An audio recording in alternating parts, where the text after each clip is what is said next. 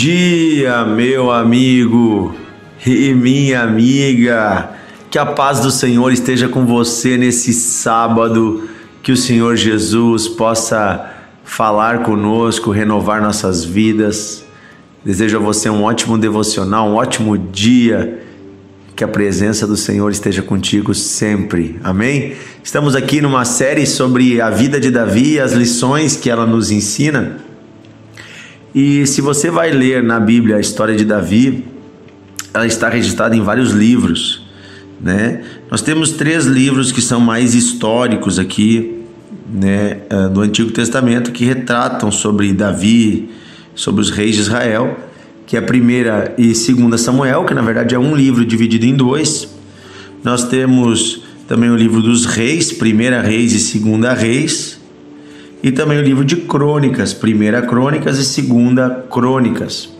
Por que tem 3 livros que muitas vezes falam sobre os mesmos personagens, às vezes nos 3 livros?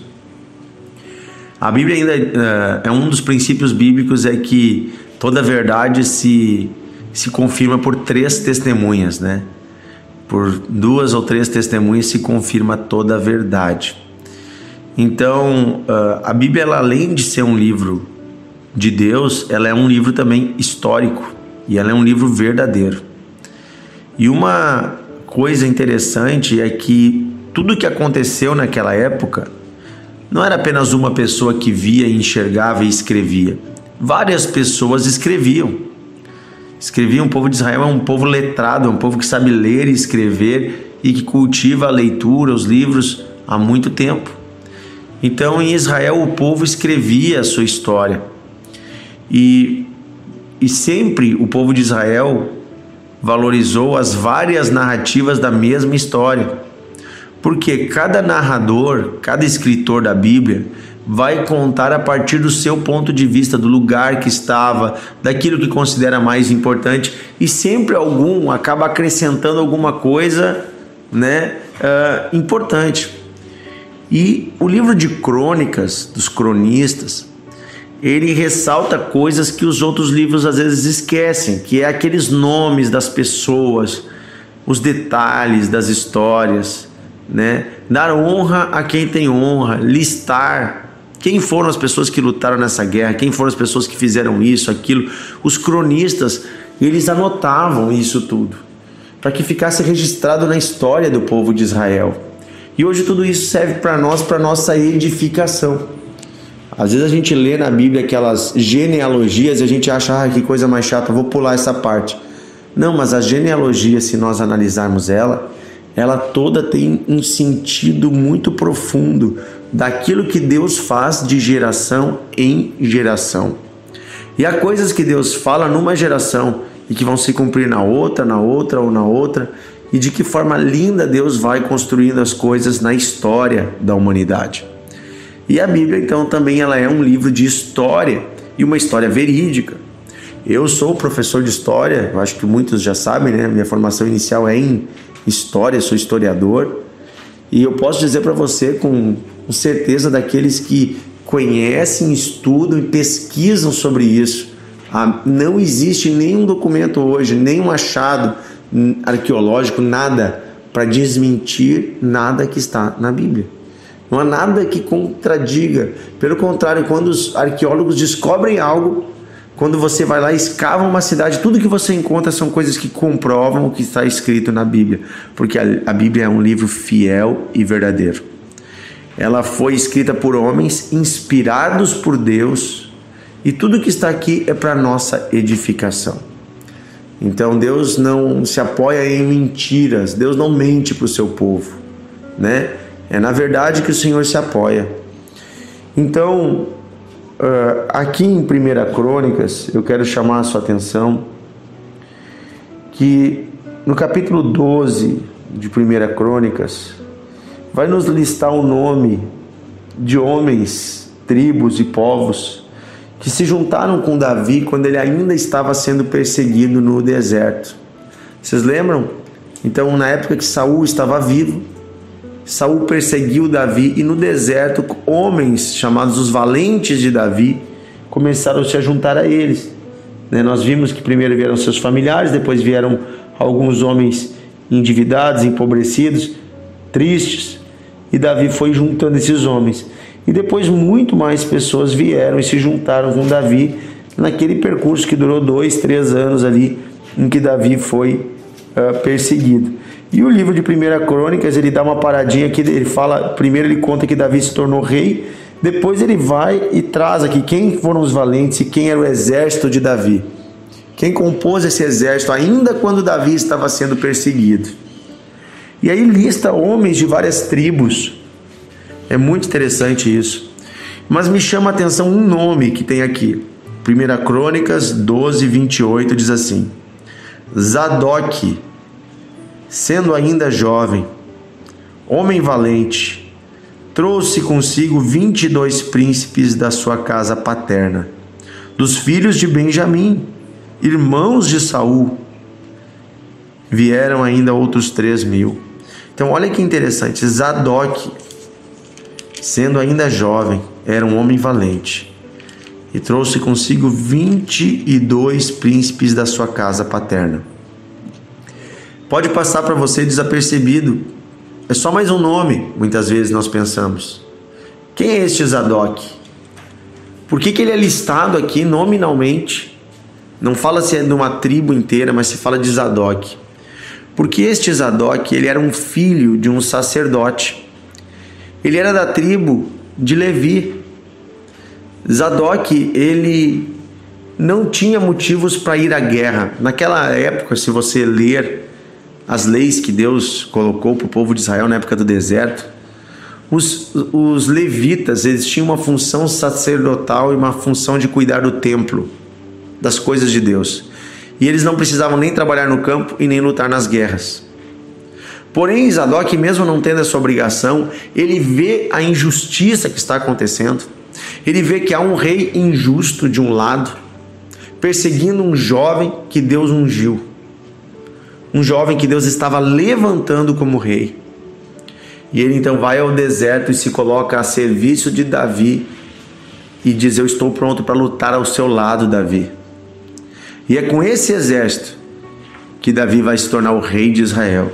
Um exército formado por vários homens valentes como Zadok. E Zadok não tinha obrigação de lutar, mas ele decidiu lutar. Ele decidiu sair da zona de conforto. Ele era um levita, né? Então, na Bíblia Viva diz, ele era um homem de coragem fora do comum, e liderava outros 22 oficiais. Ele lutou e venceu ao lado de Davi. E é interessante que em 2 Samuel, capítulo 8, versículo 17, mostra Davi então colocando Zadok como sacerdote. Quando Davi se torna rei, Zadok vem com ele para o reino. E agora, como homem de confiança de Davi, da tribo de Levi, daqueles que podiam ser sacerdotes, Zadok é colocado como sacerdote sobre Israel. Ele foi fiel e permaneceu perseverante ao lado de Davi e junto com Deus por 4 décadas. A história de Zadok é listado em muitos textos, de muitos capítulos, de muitos livros da Bíblia, porque por mais de 40 anos ele foi sacerdote. Quando Davi morreu, e havia uma disputa para ver quem seria o filho de Davi que assumiria o trono, e Davi já havia abençoado Salomão.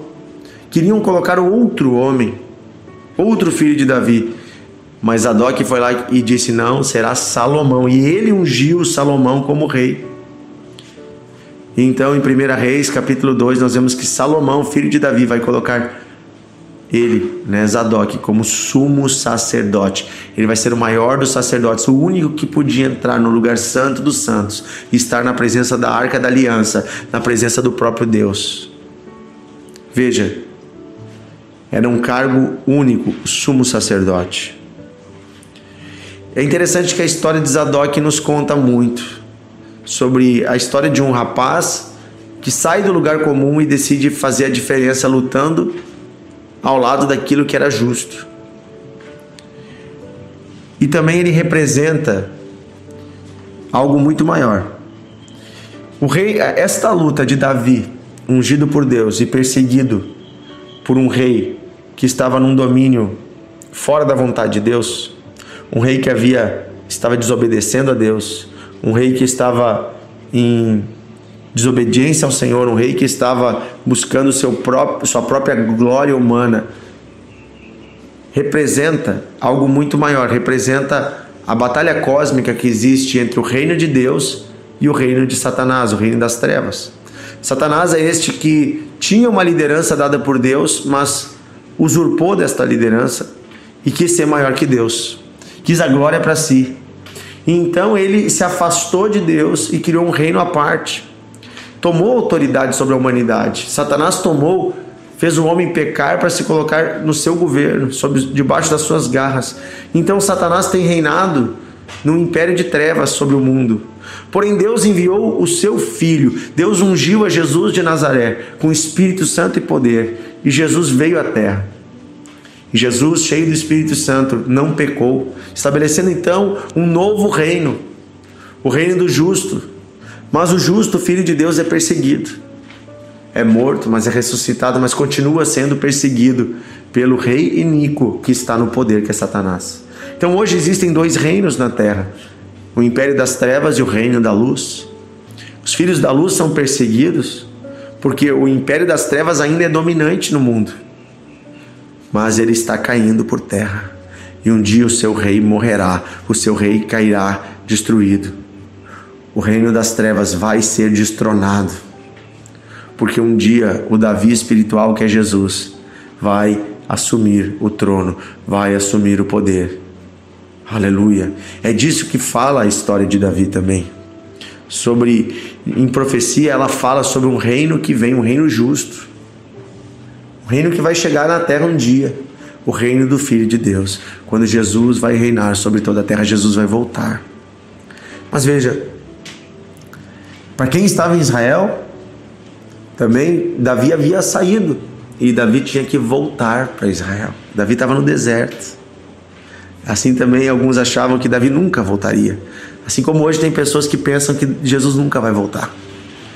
Isso é só uma história. Mas nós sabemos que esta promessa é fiel e verdadeira.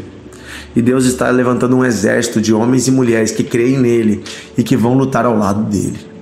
É isso que Zadok representa. Representa homens e mulheres como eu e você, que deixamos o lugar comum, o lugar do conforto, e vamos para a presença de Deus para lutar ao lado de Deus pelo seu reino. Vamos à presença de Deus para lutar ao lado do Senhor por aquilo que é justo, para levar o reino de Deus a esta terra, para dizer sim, Ele está voltando. Arriscamos o nosso pescoço, arriscamos a nossa honra humana para sermos conforme Deus quer que sejamos. Vamos orar hoje, pedindo que Deus levante mais Zadoques, rapazes, moças, jovens, idosos, senhores e senhoras, pessoas que vão lutar ao lado do Senhor. Que você e eu sejamos como Ele, que venhamos nos dispor a servir a Deus, a gastar as nossas vidas, e Deus vai colocar você num lugar de honra, num lugar de bênção. Você será lembrado, você, seus filhos, seus netos. Quero dizer para você ainda um detalhe: Zadok morreu, mas a casa de Zadok permaneceu como sacerdócio na presença de Deus por muitas e muitas e muitas gerações. Virou a casa dos sacerdotes, ou seja, os filhos, os netos, os bisnetos de Zadok viraram os sacerdotes de Israel durante muitos séculos. Assim também a bênção das nossas decisões firmes se estenderá sobre nossos filhos, netos e bisnetos, sobre as nossas gerações. Gerações e gerações servirão ao Senhor, baseados na decisão e debaixo da bênção daquilo que nós semearmos hoje na presença de Deus. Amém? Querido Deus e Pai, nós nos humilhamos na Tua presença. Pedimos nesse sábado que o Senhor esteja conosco, que traga descanso para a nossa alma, que o Senhor nos dê a paz, a alegria, a sabedoria, que sejamos como Zadok, corajosos, dispostos a lutar ao lado do Senhor Jesus, dispostos a servir ao Senhor, aguardando a vinda do seu reino, lutando por aquilo que é justo, pela palavra de Deus. Senhor, nós repreendemos as trevas, nós repreendemos todo o poder do diabo que tenta contra a verdade, que tenta acomodar as pessoas. Senhor, eu peço, levanta cristãos dispostos a servir, a ajudar ao próximo, a pregar o Evangelho, a se envolver na Tua obra, Deus. Levanta, Senhor, mais irmãos, mais irmãs, mais jovens. Eu peço isso, Pai, em nome de Jesus, Dá-nos a graça e a sabedoria que vem de Ti, Senhor. Nós Te adoramos e nós Te exaltamos. Amém. Amém. Deus abençoe você, meu amigo. Compartilhe devocional, envie para outras pessoas, abençoe pessoas. Em nome de Jesus.